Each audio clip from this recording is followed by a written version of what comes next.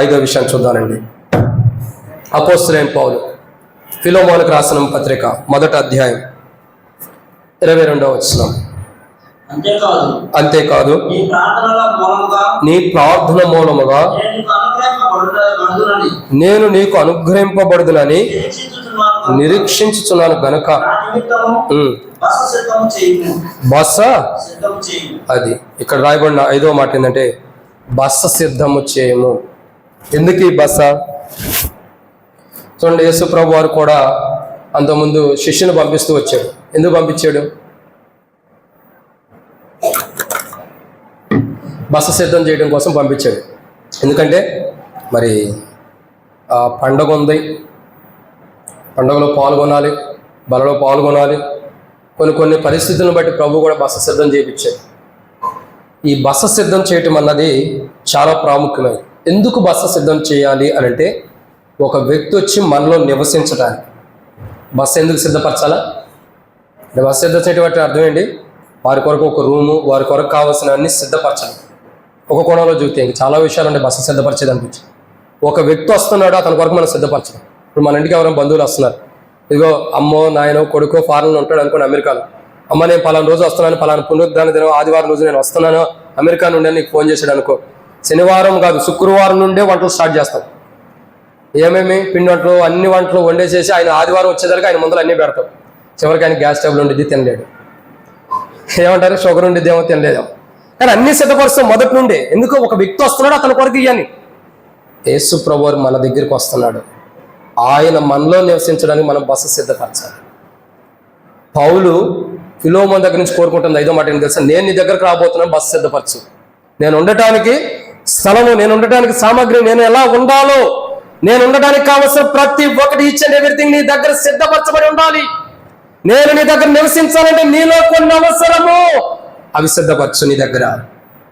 యేసు ప్రభువారు బలలో పాల్గొనే మనలో నివసించాలంటే మనం బస సిద్ధపరచాలి. ఆయన నివసించడానికి కావలసిన సిద్ధపాటు మనలో ఉండాలి. ఆయన పాపంలో నివసించడు, పాపంలో ఉండవారిలో కూడా నివసించడానికి ఇష్టపడ్డు, అపవిత్రమైన దాంట్లో నివసించడు, అబద్ధములో నివసించడు, మోసములో నివసించడు. ఇంకా చెప్పండి, ఇంకా దేంట్లో కూడా ప్రభు నివసించడు. పరిశుద్ధమైన స్థలంలో ఆయన నివసించేవాడు, పరిశుద్ధమైన స్థానంలో ఆయన నివసిస్తాడు. మన బస ఎలా ఉండాలంటే పరిశుద్ధమైనది ఉండాలి.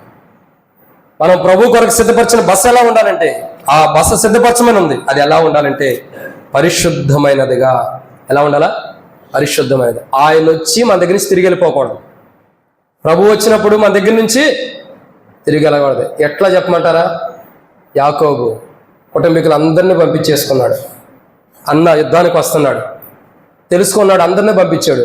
ఎవరైనా యాకోబు ఉన్నారు ఇక్కడ మందిరంలో? లేరుగా? దేవుని కొందనాలు. ఉంటే క్షమించండి, మీ గురించి కాదు. అందరూ వెళ్ళిపోయారు, ఒక్కడే మిగిలిపోయాడు. ఏం చేస్తున్నాడు? ఒక్కడే మిగిలిపోయి తనను తాను సరి చేసుకుని, తనను తాను సరిదిద్దుకుని ఒంటరిగా మిగిలిపోయాడు. దేవుని దూత దిగి వచ్చింది, మనుషుడితో దేవునితో పోరాడి గెలిచితే గనుక నీ పేరు ఇశ్రాయేలు కానిక నుండి యాకోబు అనబడద్దు. ఒక విజయవంతమైన జీవితం దిగి వచ్చింది. దూత దిగి రావాలంటే ఖాళీ అయిపోవాలా? తన కుటుంబం, రక్త సంబంధికులు, బంధువులు అన్న ప్రేమ, అనురాగం, లోకం మొత్తం ఖాళీ అయిపోయింది. ఒక్కడే మిగిలిపోయాడు. అప్పుడు దిగి వచ్చింది దూత. బస సిద్ధపరిచేది ఎలా ఉండాలంటే లోకానుసారమైనది ఉండకూడదు. బస సిద్ధపరిచేవాడు, బలలో పాల్గొనేవాడు లోకానుసారంగా ఉండకూడదు. దీన్ని ఇంకో కోణంలో చెప్పాలంటే, ఒబేదెదోము అనే ఒక వ్యక్తి ఉన్నాడు. ఎవరి వ్యక్తి అన్న పేరు కాదు, ఎవరు? ఒక మందసము, దావీదు యొక్క మందసము. కరెక్టేనా? ఒబేదెదోము దావీదు మందసం తీసుకొస్తున్నప్పుడు, క్షమించిన మందసం విషయంలో దావీదు భయపడినప్పుడు ఒబేదెదోము ఇంట్లో పెడతాడు. అతను ఏం చేస్తూ వచ్చాడు? చాలా జాగ్రత్తగా సిద్ధపరుస్తూ వచ్చాడు. దేవుడు వచ్చి తనకి ఏం చేశాడు? మెండైన ఆశీర్వాదాలు దయచేశాడు. 3 నెలల విస్తారమైన ఆశీర్వాదాలు. బస సిద్ధపరచడం అంటే అంత పవిత్రంగా ఉండాలి. బలలో పాల్గొనటం అంటే అంత పవిత్రంగా ఉండాలి. లోకంలో జీవించి బల దగ్గరికి వచ్చి, ప్రభా ఏదో తప్పైపోయిందిరా ప్రభా, గత ఆదివారం అంతా ఎట్టగొట్ట జీవించాను, ఈ ఆదివారం నుండి మంచిగా ఉంటాను. వాళ్ళు వచ్చే ఆదివారం కూడా ఇదే కదా. ఆ తర్వాత ఆదివారం కూడా ఇదే కదా, మనం చచ్చిపోయేంత వరకు కూడా ఇదే కదా, ఇంకా మార్పు ఎక్కడ ఉంది? పోయిన ఆదివారం అంతా అబద్ధాలాడే ప్రభు, ఈ ఆదివారం ఆడిన బల్ల దగ్గర ఉన్నంత వరకు ఆ తీర్మానం, బయటికి వెళ్ళిన తర్వాత మళ్ళీ ఇది కంటిన్యూ. ఇలారా బస్సు సిద్ధపరచడం అంటే అది కాదు. సిద్ధపరచమంటే ఒక మార్క్ అక్కడ ఉండాలి, ఒక గుర్తింపు అక్కడ ఉండాలి. అర్థమైందండి? కట్టబడిన గాడిదని ఎందుకు చెప్పాడు? అది ప్రభు కొరకు సిద్ధపరచబడింది, అది ప్రభువుది కాబట్టి ఒక గుర్తింపు దానికి ఉంది. నేను ప్రభు దానని, నేను పుట్టిందే ప్రభు కోసం, నేను ఇక్కడ కట్టివేయబడిందే ప్రభు కోసం, నేను అటు ఇటు తిరగకుండా లోకంలోకి కానీ అటు ఇటు ఎటువైపు మేత కానీ ఇంకో దానికి వెళ్ళకుండా కట్టివేయబడిందే ప్రభు కోసం. కట్టబడిన గాడిద ఎందుకుంది? నేను ప్రభు కోసం కట్టబడిన దానిను. ప్రభు కోసం బస సిద్ధపరచాలి. అదే కోరుకుంటున్నాడు పౌలు కూడా, నా కొరకు నువ్వు బస సిద్ధపరచు. అది ఎంతో ఘనమైనదిగా ఉండాలి. ప్రభు కూడా మన దగ్గర నుంచి కోరుకుంటుంది ఇదే, ఘనమైన బస. ప్రభు మనలో నివసించడం కొరకైనటువంటి విధానాన్ని మనం ప్రభు కొరకు సిద్ధపరచాలి. ప్రభు మనలో నివసించాలి. ఇలా ఒకే మాట, ఒకే ప్రశ్న, బలలో పాల్గొంటున్నాం, ఈరోజు ప్రభు మనలో నివసించాడా? ఇప్పటికీ ప్రభు మనలో ఉన్నాడా? లేక దేహములు మాత్రమే నీవైన నేనైనా మందిరానికి వచ్చేవా? మనలో ప్రభు ఉండాలి. అందుకంటాడు, ఇదిగో తలుపు నద్ద నుండి తట్టుచున్నాను, ఎవడైనా నా స్వరమే తలుపు తెరిచినలా నేను అతనితో నాతో భోజన బస సిద్ధపరిచిన వారి దగ్గరికి వచ్చి భోజన సావాసం కలిగి ఉంటాడు ప్రభు.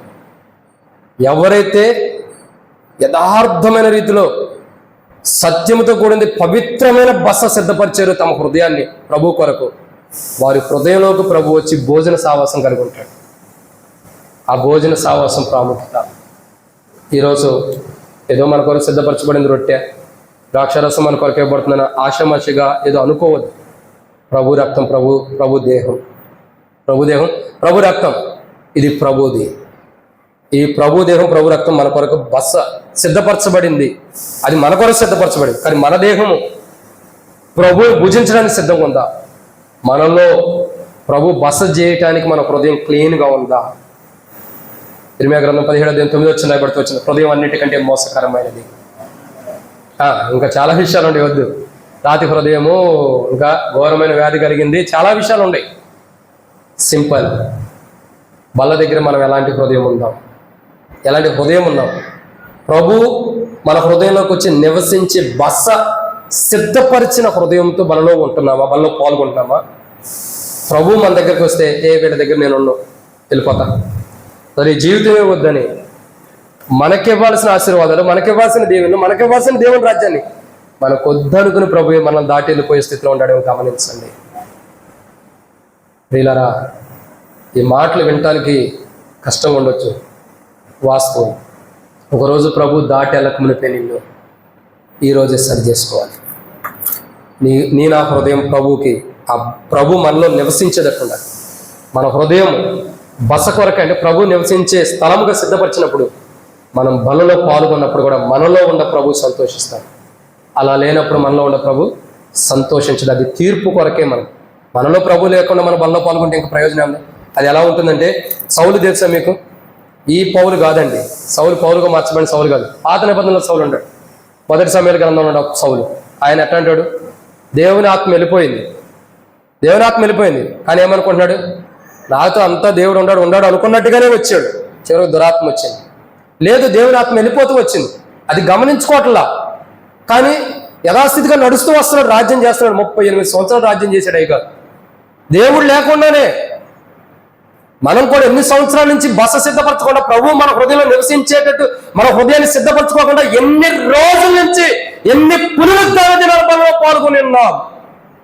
మనల్ని కూడా ప్రభు విడిచిపెడితే, సౌలులాగా దేవుడు మనల్ని కూడా విడిచిపెట్టి, సౌలు లాంటి దురాత్మ మనకు కూడా వస్తే మన జీవితం ఏంటి? దేవుని రాజ్యాన్ని కోల్పోమా?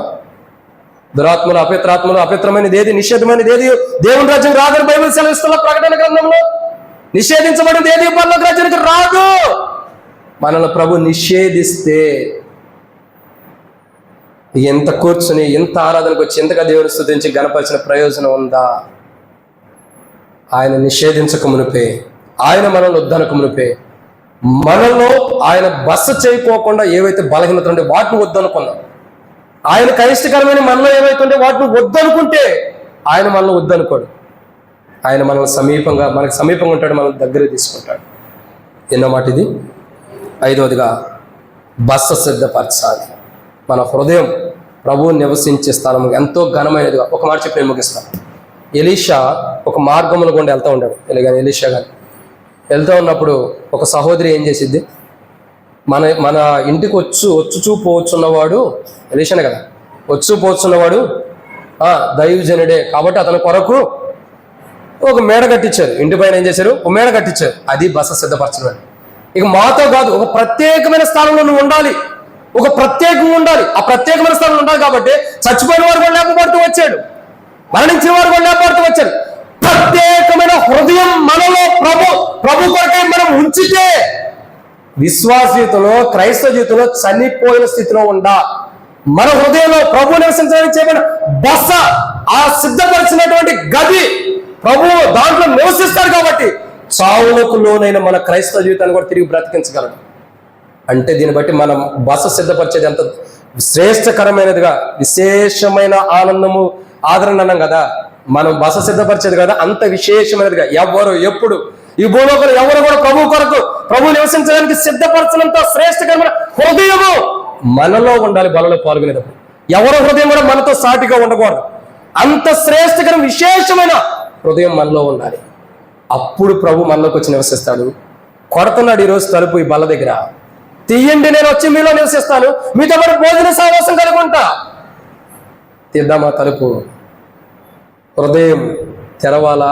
ప్రభు కొరకు బస సిద్ధపరిస్తే మనం సరి చేసుకోవటమే ప్రభు కొరకు బస సిద్ధపరిచినట్టు.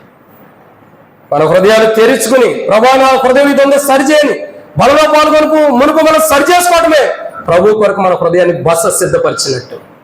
అప్పుడు ఆయన లోపలికి వస్తాడు, నీవు నేను బలలో పాల్గొంటే సంతోషిస్తాడు. ఇది 5వ మాట. ముగిద్దామా? 2 మాటలు చదివి ముగిద్దామండి. అపోస్తలుడైన పౌలు ఫిలోమోనుకు రాసిన పత్రిక 1వ అధ్యాయం 20వ వచనం. 1వ అధ్యాయం 20వ వచనం. అవును సహోదరుడా, ప్రభువునందు నీ వల్ల నాకు ఆనందమును కలుగనిమ్ము.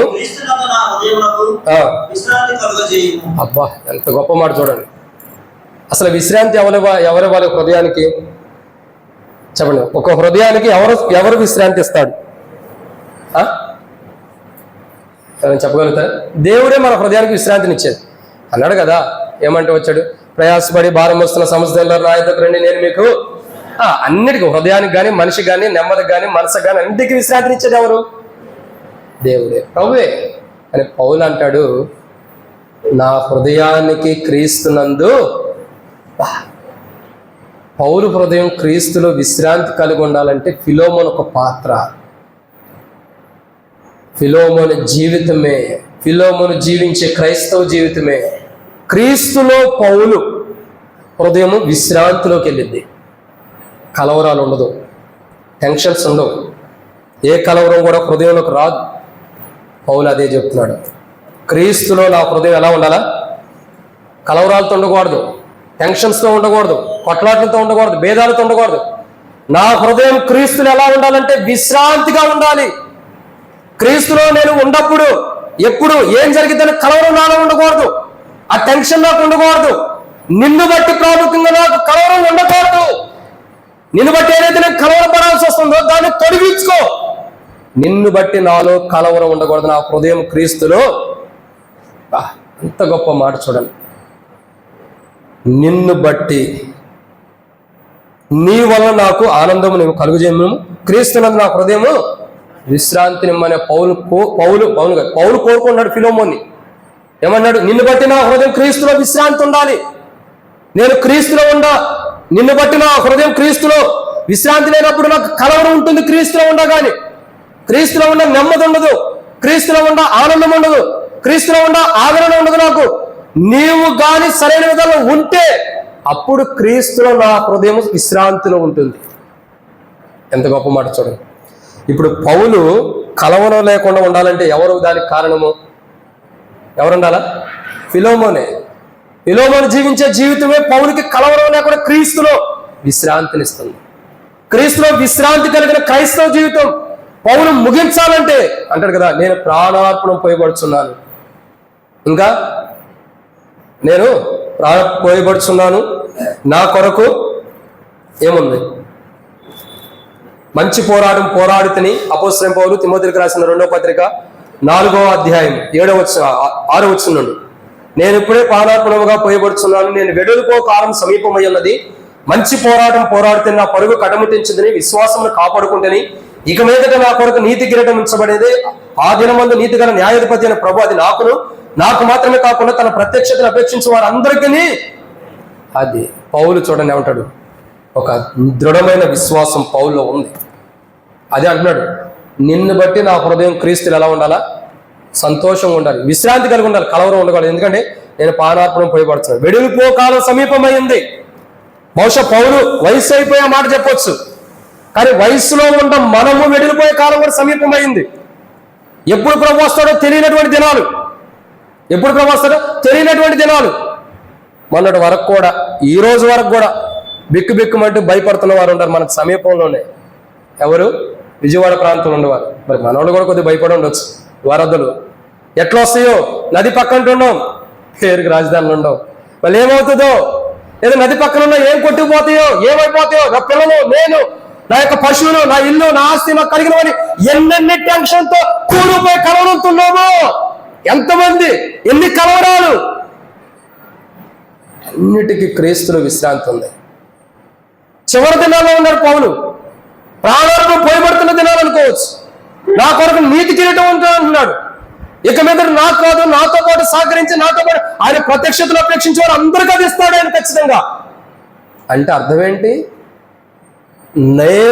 నీవు నాకు విశ్రాంతినిచ్చే హృదయం క్రీస్తులో ఇస్తే నీకు మరొకరు అలాంటి విశ్రాంతినిచ్చే హృదయం క్రీస్తులు ఇస్తారు. అదే పౌలు చెప్తూ వస్తున్నాడు ఫిలోమోను యొక్క జీవితంలో. పౌలు హృదయం క్రీస్తునందు విశ్రాంతి కలుగు చేయాలంట.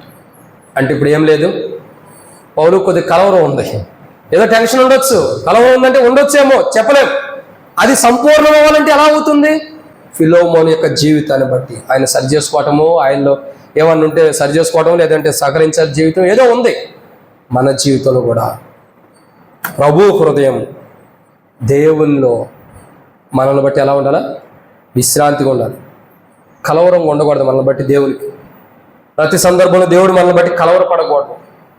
మనం బలలో పాల్గొంటుంటే దేవుడు కలవరపడిన విధానం ఉండకూడదు. వీళ్ళేంటి ఎట్లా చేస్తున్నారు, వీళ్ళేంటి ఎట్లా బలలో పాల్గొంటున్నారని మనల్ని బట్టి దేవుడు కలవరపడకూడదు. ఆయన ఎలా ఉండాలా? నెమ్మదిగా ఉండాలి, ఆయన విశ్రాంతి కలిగి ఉండాలి. ఏ కలవరం ఆయనకి మనల్ని బట్టి రాకూడదు, ఏ కలవరం కూడా మనల్ని బట్టి ఆయనకి రాకూడదు, తీసుకురాకూడదు కూడా మనం. అయితే మనం ఏం చేయాలా? అట్టి కలవరాలు మన జీవితం నుండి రాకూడదంటే కలవరము కలిగిన మన జీవితాన్ని ఇక్కడే సరి చేసుకోవాలి. ఏవైతే కలవరాలు ఉన్నాయో, ఏవైతే టెన్షన్స్ ఉన్నాయో, ఏవైతే బాధలు ఉన్నాయో, అవన్నీ కూడా ఇక్కడే సరి చేసుకోవాలి. పౌలు క్రీస్తునందు నా హృదయం నాకు విశ్రాంతినిమ్మని, అలాంటి విశ్రాంతి నాకు దయచేయమని పౌలు ఫిలోమోను నుండి కోరుకుంటున్నాడు. అది నిన్ను బట్టే నాకు జరిగేది. ఈరోజు మనల్ని బట్టే, మనం బలలో పాల్గొనే విధానం, మనం సరి చేసుకునే విధానాన్ని బట్టే దేవుని సన్నిధిలో విశ్రాంతి ఉంటుంది. ప్రభువుకి విశ్రాంతి, కలవరం లేకుండా నెమ్మది ఉంటుంది. పౌలుని బట్టి ఫిలోమోను బట్టి పౌలు ఎలాగైతే విశ్రాంతి పొందబోతున్నాడో, మనల్ని బట్టి కూడా దేవుడు విశ్రాంతి అంటే సంతోషించే ఒక సమయం ఉంది. అది మనం బలలో యోగ్యమైన రీతిలో పాల్గొనే దాన్ని బట్టి. ఎప్పుడైతే మనం సరి చేసుకుని బలలో పాల్గొంటామో ఖచ్చితంగా అప్పుడేమవుతుంది? ఫిలోమోను లాగా మనం కూడా ప్రభు కోరుకున్న జీవితాన్ని జీవించాం, ప్రభువుకి విశ్రాంతి కలిగే జీవితాన్ని మనం జీవించాం కాబట్టి ప్రభు మనల్ని బట్టి కూడా సంతోషిస్తాడు. ఇది 6వ మాట. 7వ విషయం చూద్దానండి, ముగిస్తాం. అపోస్తలుడైన పౌలు ఫిలోమోనుకు రాసిన మొదటి అపోస్తలుడైన పౌలు ఫిలోమోనుకు రాసిన పత్రిక 1వ అధ్యాయం 21వ వచనం, నేను చెప్పిన దానికంటే నీవు ఎక్కువగా చేతువని ఎరిగి నా మాట విందువని నమ్మి. ఇక్కడ ఒక మాట చూడండి, ఏమంటాడు? నీవు ఎక్కువగా చేతువని ఎరిగి నా మాట విందువని నమ్మి. పౌలు ఫిలోమోను దగ్గర నుంచి కోరుకుంటున్న 7వ ప్రాముఖ్యమైన విషయం ఏంటంటే, నేను ఆశించిన దానికంటే నువ్వు ఎక్కువగా ఉండాలి. ఎలా ఉండాలా? నేను కోరుకున్నది కొంత, దానికంటే నువ్వు ఎక్కువగా ఉండాలి. ఎక్కువ. దానికి సూచన ఏంటంటే ప్రభువే ఈ లోకంలో ఉన్నప్పుడు ఉపమాన రీతిగా అనేక కోణాల్లో కూడా చెబుతూ వచ్చాడు. ఒక వ్యక్తికి 5 తలాంతులు ఇచ్చాడు, ఒక వ్యక్తికి 2 ఇచ్చాడు, మరొక వ్యక్తికి ఎన్ని ఇచ్చాడు చెప్పండి? 1 ఇచ్చాడు. 5 ఇచ్చిన వాడు ఎన్ని చేశాడు? 5 ఇచ్చిన వాడు 5 చేశాడా? 5 ఇచ్చిన వ్యక్తి 10 చేశాడు. 2 ఇచ్చిన వ్యక్తి 4 చేశాడు, లేదా 5 చేశాడు అనుకోండి. 1 ఇచ్చిన వాడు 2 చేశాడా? లేదు, దాచిపెట్టాడు. విషయం ఏంటంటే పౌలు కొంతే ఫిలోమోనుకి ఇచ్చాడు. పౌలు ఆశిస్తుంది ఏంటి తెలుసా? నేను ఇచ్చిన దాన్ని రెట్టింపు చేసి నువ్వు నాకు ఇవ్వాలి. నేను ఇచ్చిన దాన్ని రెట్టింపు చేయాలి నువ్వు. నేను ఇచ్చిన దాంట్లో నువ్వు ఉంటే కుదరదు. 1 ఇచ్చిన వాడికి 1 ఇచ్చిన దాంట్లో ఉన్నాడు కాబట్టి నీచుడు అనిపించుకున్నాడు, మంచివాడు అనిపించుకోవాలా. 5 ఇచ్చిన వాడు 10 చేశాడు కాబట్టి బలా నమ్మకమైన రెట్టింపు చేసిన వాడు బలా స్థితిలో ఉన్నాడు. రెట్టింపు లేని వాడు చెప్పండి ఏ స్థితిలో ఉన్నాడు? దౌర్భాగ్యమైన స్థితిలో, నీచమైన స్థితిలో ఉన్నాడు. ఇంకేమనుకున్నాడు తెలుసా? నా యజమాను క్రూరుడు, ఆధ్యాత్ముడు, ఇజ్జేస్తాడు, నన్ను కొడతాడేమో, గాయపరుస్తాడేమో, చంపుతాడేమో అని దాచిపెట్టాను. అంటే ఈయన గొప్పతనం కోసం ఇది ఖర్చు పెట్టుకోకుండా ఆయన దానికి ఇస్తే నాకు ఆశీర్వాదం ఇస్తాడేమో అనుకున్నాడు. ఇది ఇచ్చాడు కదా, ఇది దాచిపెట్టి ఆయన దానికి ఇచ్చేస్తే నేను ఇచ్చిన బాగా దాచిపెట్టాము, వాడు వ్యాపారం చేయొచ్చు, పోగొట్టుకున్నాడేమో, వీడు ఇంకోటి చేసి పోగొట్టుకున్నాడేమో, కాబట్టి నువ్వు నాకు ఇచ్చిన నా దగ్గర ఉందని ఇది చూపిస్తే బహుమానం ఇస్తాడు అనుకున్నాడు. ఉల్టా పడింది. అదే అంటాడు, మొదటివాడు కడపడవాడు, కడపడవాడు మొదటివాడు అవుతాడని. ఈ మొదటివాడు ఏమనుకుంటున్నాడు? అయ్యా ఈ 1 ఉంది కదా, ఇది జాగ్రత్తగా పెట్టుకుంటా అంటే ఈ స్థితిలో మొదటివాడు. కానీ 5, 2 తీసుకున్న వారు కడపటి స్థితిలో వాళ్ళు ఏ స్థితిలో వాళ్ళు ఏ స్థితికి వచ్చారు? చివరికి మొదటి స్థానానికి వచ్చారు. అదే మాట్లాడుతూ వచ్చాడు, నీకు 1 ఇచ్చే ఉపయోగం లేదు. పౌలు ఫిలోమోను దగ్గర నుంచి కోరుకుంటుంది ఇదే, నేను ఏవైతే నీకు ఇచ్చానో ప్రతిదీ కూడా, నీకు ఇచ్చిన ప్రతి పరమ సంబంధమైన ప్రతి ఆశీర్వాదం కానీ, ప్రతి దీవెన కానీ, ప్రతి వరమును కూడా దాన్ని డబల్ చేయాలి, రెట్టింపు చేయాలి. తక్కువ చేస్తే కుదరదు. లేదా దాన్ని పోగొట్టుకుంటే ఇంకా నష్టపోతావు. నీకు కలిగిన దాన్ని జాగ్రత్త పట్టుకోవాలి, దాన్ని రెట్టింపు చేసుకోవాలి.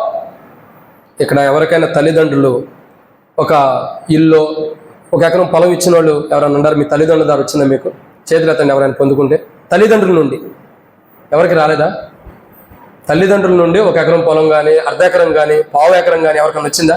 సహోదరులు కానీ వచ్చినట్టు చేతులెత్తండి. ఎట్లా ఎత్తాడు ఇంకా? సరే, ఆయనకు 1 ఎకరం వచ్చింది. ఆ ఎకరం అట్లాగే పెట్టుకుంటాడా, అమ్మేస్తాడా? దాన్ని అట్లాగే పెట్టుకుని దాంట్లో నుండి వచ్చిన సారంలో నుండి సంపాదించుకుని మరొకరు కొనడానికి ప్రయత్నిస్తాడు. ఈ ఉన్నది కూడా ఎందుకు ఈ వ్యవసాయం చేయలేకపోతున్నామని అమ్మేసుకుంటాడా? అమ్మేసుకోరు. దాన్ని ఏం చేస్తారు? ఈ ఉన్నదాన్ని ఇంకొకటి చేయాలి. నా తండ్రి నాకు 1/2 ఎకరం ఇచ్చినప్పుడు నా పిల్లలకు నేను ఎకరం పొలం ఇవ్వాలి అంటే అర్థం ఏంటి? ఉన్నదాన్ని ఇంప్రూవ్ చేసుకోవడానికి ఇష్టపడతాడు. వ్యాపారస్తుడు కూడా అంతే కదండి. చూడండి, ఇప్పుడు మన షాపులో ఉంటాం, 1 కేజీ కందిపప్పు ఆయన 10 రూపాయలు కొనుక్కొస్తే మనకు 12 రూపాయలు ఇస్తాడు. ఎందుకని? దాన్ని అభివృద్ధి చేసుకోవడానికి. అది తప్పని మనం అనకూడదు, మోసం చేస్తున్నాడు అనకూడదు. ఎందుకంటే తన ఇష్టమై అమ్ముకుంటున్నాడు, మనకి ఇష్టమైతే కొనుక్కుంటా, లేకపోతే లేదు. అంటే ఇచ్చిన దాన్ని అభివృద్ధి చేసుకుంటున్నాడు. ఒక వ్యాపారస్తుడికి ఈ లోకంలో ఎలా జీవిస్తుంటే తండ్రుల నుండి పితరుల నుండి వచ్చిన ఆస్తిని మనం ఇంప్రూవ్ చేసుకోవడానికి ఇష్టపడుతుంటే ప్రభు ఇచ్చిన ఆశీర్వాదాలను మనం ఎందుకు ఇంప్రూవ్ చేసుకోలేకపోతున్నాం? ప్రభు ఇచ్చిన దీవెనలు ఎందుకు ఇంప్రూవ్ చేసుకోలేకపోతున్నాం? వాటిని ఎందుకు ఎక్కువగా చేసుకోలేకపోతున్నాం?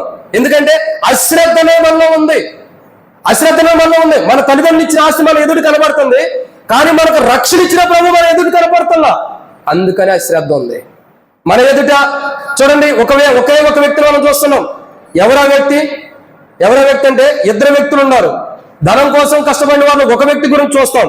ఎవరా వ్యక్తి? బిలాము గురించి చూడండి. బాలాకు ధనం ఇస్తాడు, డబ్బు ఇస్తాడని ఆశ చూపినప్పుడు ఏం చేస్తున్నాడు? ప్రభు వద్దన్నగానే వెళ్తున్నాడు. వెళ్ళిన తర్వాత ఏమైంది? మధ్యలో యెహోవా దూత ఖడ్గం పట్టుకున్న విధానం అక్కడున్న బిలాము కనబడకపోవచ్చు, బిలాము కన్నులు ముయబడి ఉండొచ్చు, గాడిద కనబడుతూ వచ్చింది. గాడిద మాట్లాడుతుంది. ఎక్కడ విచిత్రం కదా అది? గాడిద మాట్లాడుతుంది, అయ్యా నేను ఈ దొడ్లోకి వచ్చిన కానీ నీ దొడ్లో ఉన్నప్పటి గురించి కానీ ఏ రోజు నీ మీద తిరగబడ్డానా? ఏ రోజు నేనేమన్నా? ఈరోజు చూడు, యెహోవా దూత ఖడ్గం పట్టుకుని ఎదురు ఉంది. వెళ్తే నాతో పాటు నువ్వు కూడా సావచ్చు, లేదా దేవుడు నేను బతికించి నిన్ను చెప్పవచ్చు. ఒకసారి నువ్వు కళ్ళు తెరిచి చూడు. గాడిద బుద్ధి చెప్పింది. గాడిద బుద్ధి చెప్పింది. తర్వాత తన చరిత్ర ఎలా ఉందో ఇక అదంతా తర్వాత సంగతే. మన ఎదుటి కూడా దేవుని దూత ఖడ్గం పట్టుకుని ఉంటే ఏం చేస్తాం? ఇప్పుడు మన హృదయాల దగ్గర, మన దేహముల దగ్గర దేవుడు సహజంగా ఎంతమంది ఉంటారో అంతమంది దగ్గరికి దేవుడు పరమనుండే కొంతమంది దూతలు పంపి, ఆయన ఖడ్గముని లోకానికి పంపి ప్రతి మనిషికి ఖడ్గం ఇచ్చి మన ఎదుటి నిలబెడితే, మనం ఇంప్రూవ్ చేసుకోలేనప్పుడు, అభివృద్ధి చేసుకోలేనప్పుడు, క్రైస్తవ జీవితాన్ని పెంపారా చేసుకోలేని క్రైస్తవ జీవితం ఉన్నప్పుడు, అభివృద్ధి చేసుకోలేనప్పుడు ఆయన దూత మన ఎదుటి నిలబడితే ఏం జరుగుతుందో చెప్పండి. ఖడ్గమునకు బలవుతామా? ఖడ్గం నుండి తప్పించబడతామా? ఖచ్చితంగా బలవుతాం. ఎందుకని? ఆ ప్రభువు కోరినటువంటి ఆశించిన క్రైస్తవ జీవితం మనలో లేదు. ప్రియులారా, 7వ మాట చెప్పబడే మాట ఏంటంటే, నీవు ఎక్కువగా, నేను చెప్పిన దానికంటే ఎక్కువగా ప్రభు ఏవైతే ఆశీర్వాదాలు ఇచ్చాడో వాటిని ఎక్కువ మనం చేసుకోవాలి.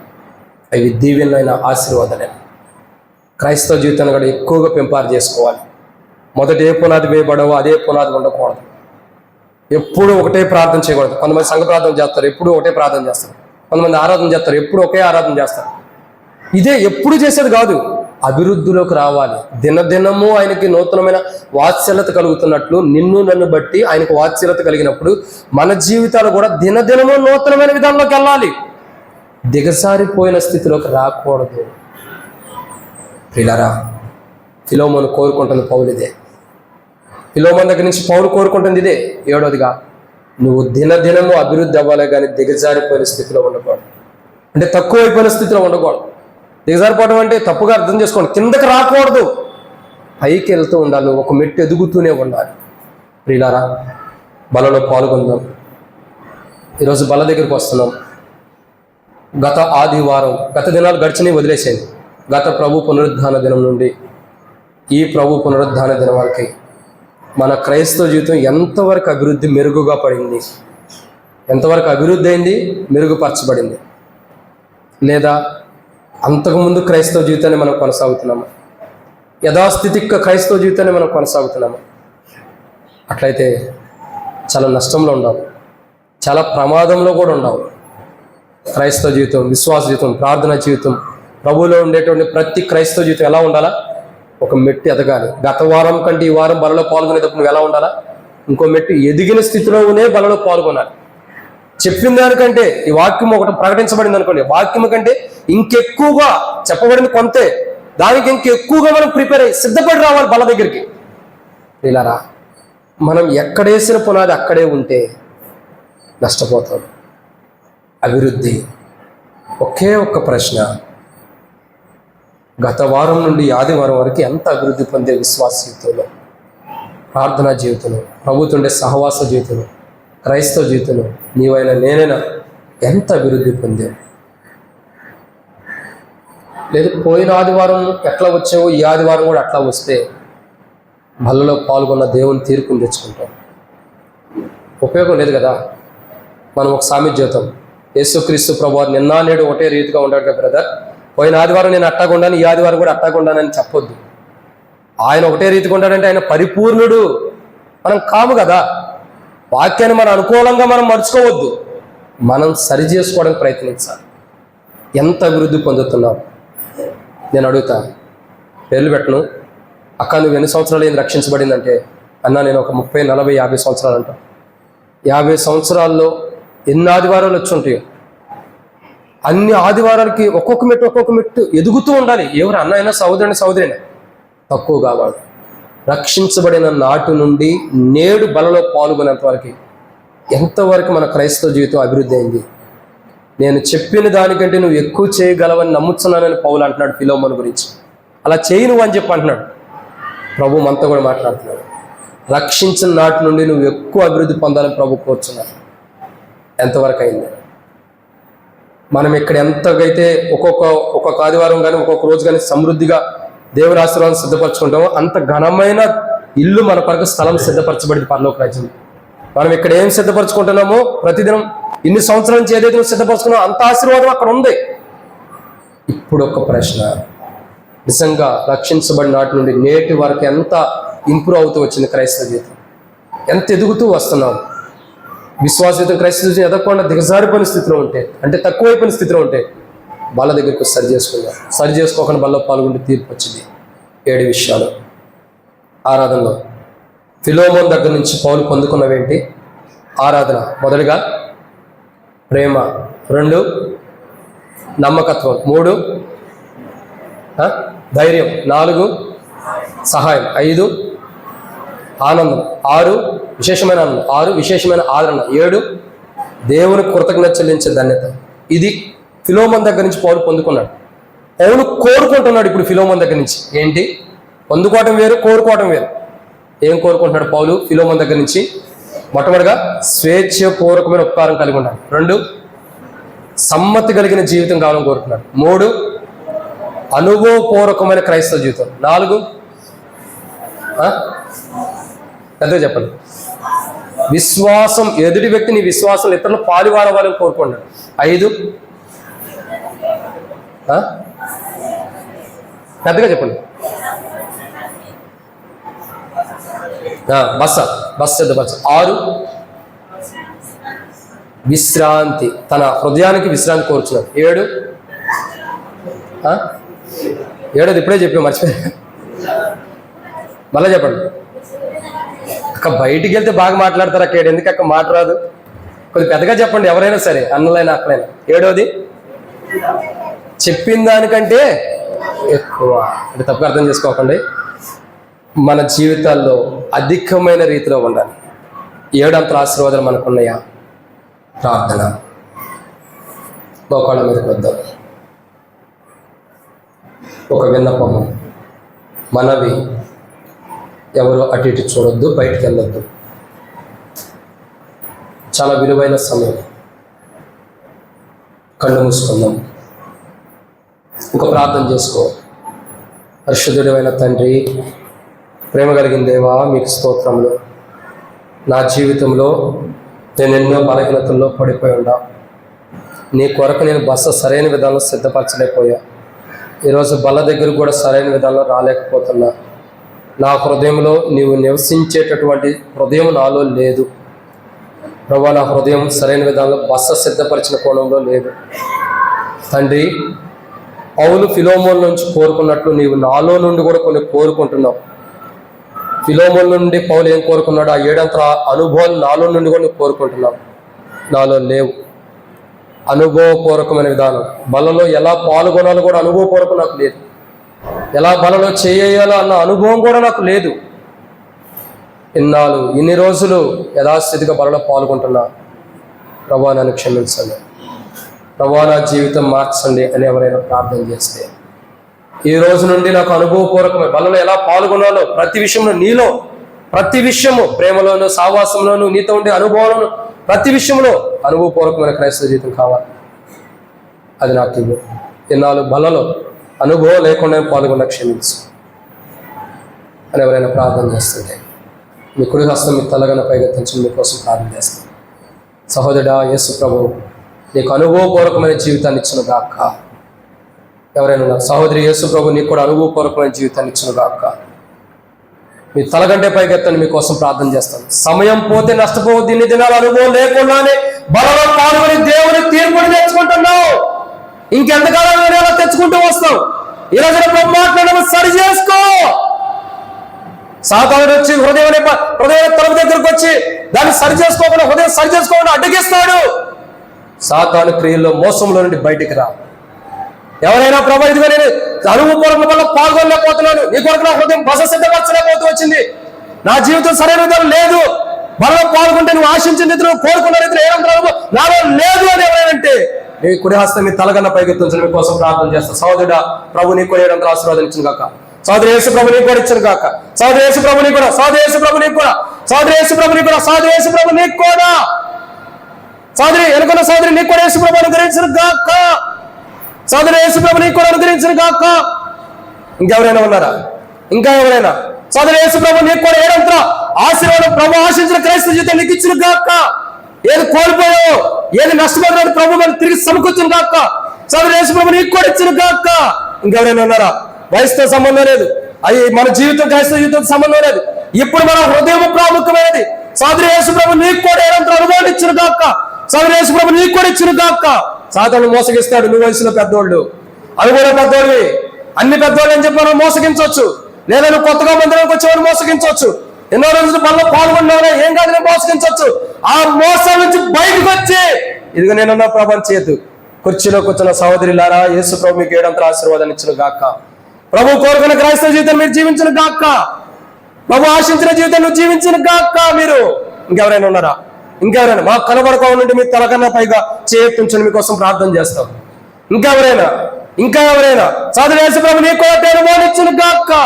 ఇంకెవరైనా ఉన్నారా? ఇంకా ఎవరైనా? దేవుడు మన నుండి ఆశిస్తున్నాడు. ఈరోజు బల దగ్గరికి వచ్చిన మన నుండి ప్రభు ఆశిస్తున్నాడు.